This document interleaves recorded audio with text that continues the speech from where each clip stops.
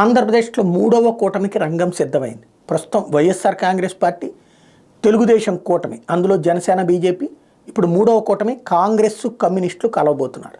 నిన్నటిదాకా చంద్రబాబు మీద ఆశలు పెట్టుకున్నటువంటి కమ్యూనిస్టులకి ఇక ఆ అవకాశం లేదు. దాంతో ఇక కాంగ్రెస్తో కలిసి జట్టు కట్టడానికి సిద్ధమవుతున్నారు.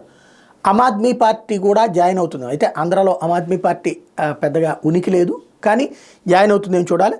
తాజాగా వచ్చే ఎన్నికల్లో అనుసరించాల్సిన వ్యూహంపై చర్చించేందుకు వామపక్షాల ఆధ్వర్యంలో ఐఎన్డీఏ కూటమి రాష్ట్ర నేతల సదస్సుని విజయవాడలో మంగళవారం ఏర్పాటు చేశారు. రామకృష్ణ ఈ వ్యవహారాన్ని ప్రకటించారు. బీజేపీకి వ్యతిరేకంగా పోరాడే కాంగ్రెస్, ఆమ్ ఆద్మీని కూడా పిలుస్తున్నారట. వీసీకే, జై భారత్ తదితర పార్టీల నాయకులను ఆహ్వానించామని వివరించారు. బీజేపీ పాలనకు వ్యతిరేకంగా ప్రజలను కార్యోన్ముఖులు చేయడం లక్ష్యంగా ఎజెండా రూపొందిస్తామని వెల్లడించారు. సిపిఐ జాతీయ కార్యదర్శి నారాయణ, రాష్ట్ర సహాయ కార్యదర్శి ముప్పాళ్ళ నాగేశ్వరరావు, జిల్లా కార్యదర్శి జంగాల అజయ్ కుమార్తో కలిసి గుంటూరులో విలేకరులతో మాట్లాడారు. సదస్సుకి జేడీ లక్ష్మీనారాయణ, వడ్డే శోభనేశ్వరరావు, చలసాని శ్రీనివాస్ తదితరులు వస్తారని చెప్పారు. మరి వాళ్ళు రాజకీయ పార్టీలు ఎప్పుడు పెట్టారో తెలియలేదు. జేడీ లక్ష్మీనారాయణ గారు పెట్టారంటే అర్థం ఉంది.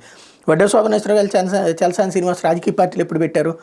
ఇటీవల ఢిల్లీలో జరిగిన బీజేపీ జాతీయ కార్యవర్గ సమావేశంలో ఆ పార్టీ రాష్ట్ర అధ్యక్షులు పురంధరేశ్వరి ప్రధాని మోడీపై పొగడ్తలు కురిపించారని, రాష్ట్రానికి సంబంధించిన ఏ ఒక్క అంశాన్ని చర్చకు పెట్టలేదని తప్పట్టారు. ఇదంతా ఓకే. ఫైనల్గా అయితే మాత్రం ఐఎన్డీఏ కూటమిని ఇక బలోపేతం చేసుకోవడానికి ప్రయత్నం ప్రారంభించింది సిపిఐ.